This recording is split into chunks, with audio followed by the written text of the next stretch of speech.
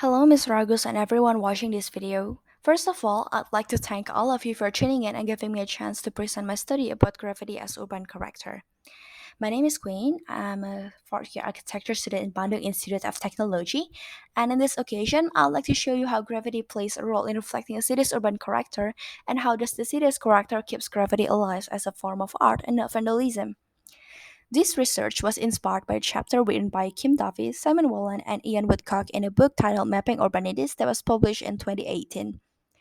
Before we start talking about gravity in Surabaya and Surabaya's urban character as in through its gravity, I think it will be best if we take a look at the definition of gravity itself. In Oxford Language Dictionary, gravity is defined as writing or drawing, scribbled, scratched, or sprayed illicitly on a wall or other surface in a public place. And in one of his publications, Professor Dove from University of Melbourne stated that graffiti has both positive and negative symbolic capital. It adds and diminishes streetscape value. There's always been a debate regarding graffiti status, whether it's art or vandalism. Nevertheless, it is work made by creativity. Generally, graffiti can be categorized into six types: tags, throw ups, stencils, paste ups, slogans, and pieces. But since most street artists in Surabaya also regard murals as a type of graffiti, I'm including murals too in this study and I'm categorizing them as a part of pieces. The first graffiti we're going to discuss is a combination of piece and text in Rajawali Street. This graffiti was painted on a wall fence that was used as a border between an empty land and the street, and it was painted back in 2014. As we can see, this graffiti didn't have any message that the artist is trying to deliver, but it does have a complex shape and multiple colors used to paint it. So it was a form of peace, and the writings that was written on the painting there, on the graffiti there, is a graphic signature, and that was used to show that the artists were there. The artists made that graffiti, something like that. Next one is another combination of text and a piece found on an empty wall on an abandoned building in Taman Amsari Street. But unlike the first gravity that was made by maybe only one person or one crew, this gravity in this picture are uh, made by more than one person, perhaps a lot of street artists and a lot of crews.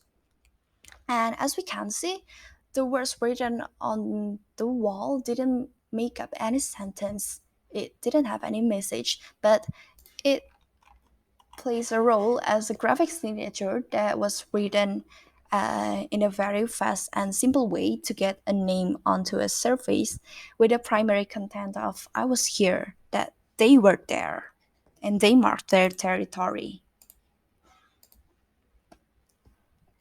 Next up is another combination of stencil and pieces gravity that was found in Tunjungan Street and Tambakbayan Street. These two streets are very popular in Surabaya as they are part of Surabaya's tourist attractions too.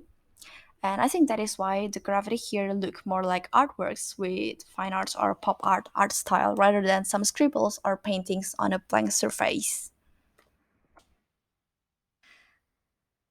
Gravity in these pictures is a combination of slogan and pieces. Slogan is more of textual than graphic, and most times the content is generally political or poetic.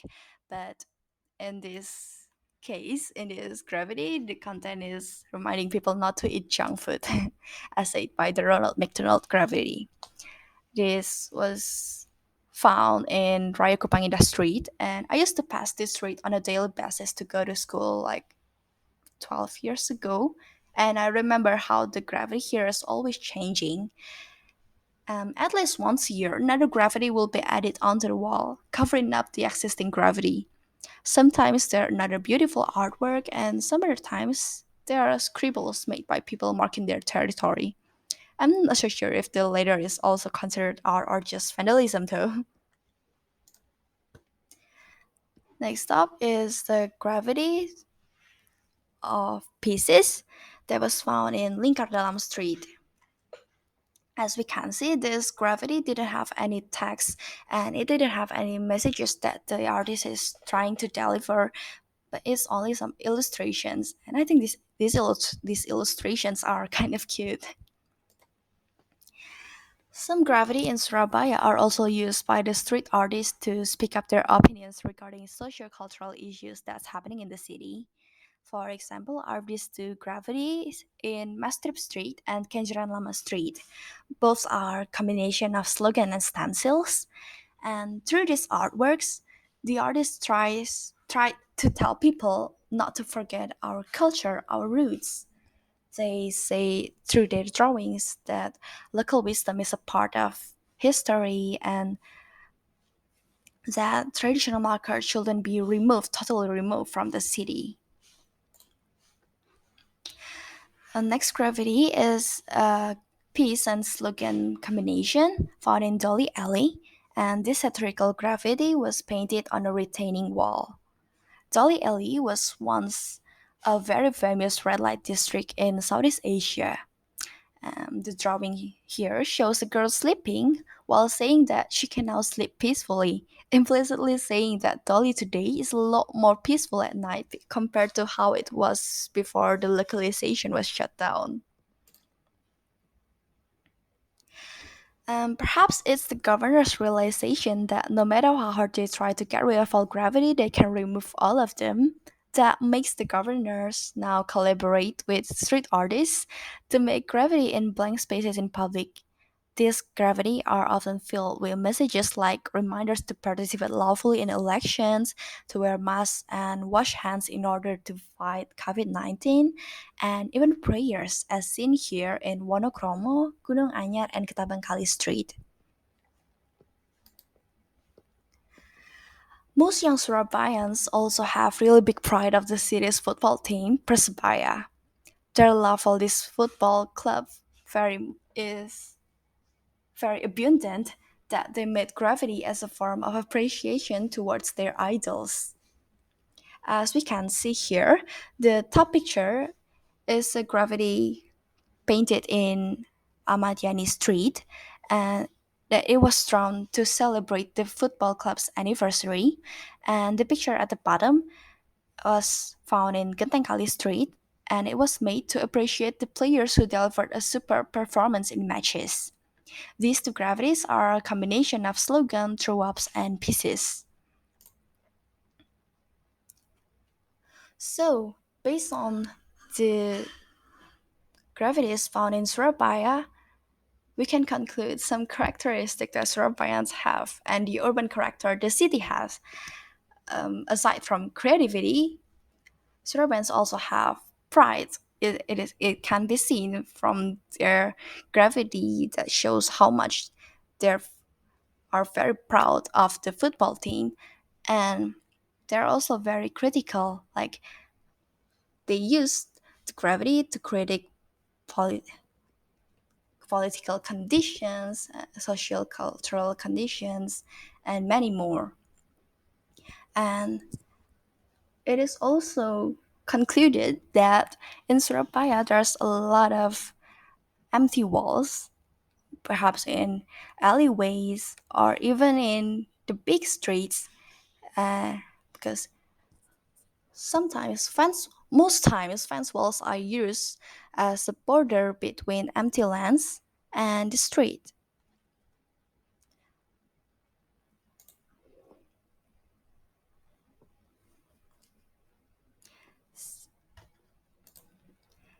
I do think that the citizens' characteristics and the urban character is what made people keep on making gravities in Surabaya. And because it is loved by many people, it is finally used as a form of propaganda to promote um, messages like the ones used by governors to remind people to participate in elections lawfully and many more. But in his book, Professor Duffy and team said that Promotion and preservation is the very effective way to kill graffiti. And this made me think to myself, did the promotion and preservation really kill Surabaya's graffiti? That was all from me. Thank you for your attention. I hope we can meet in another occasion. Thank you.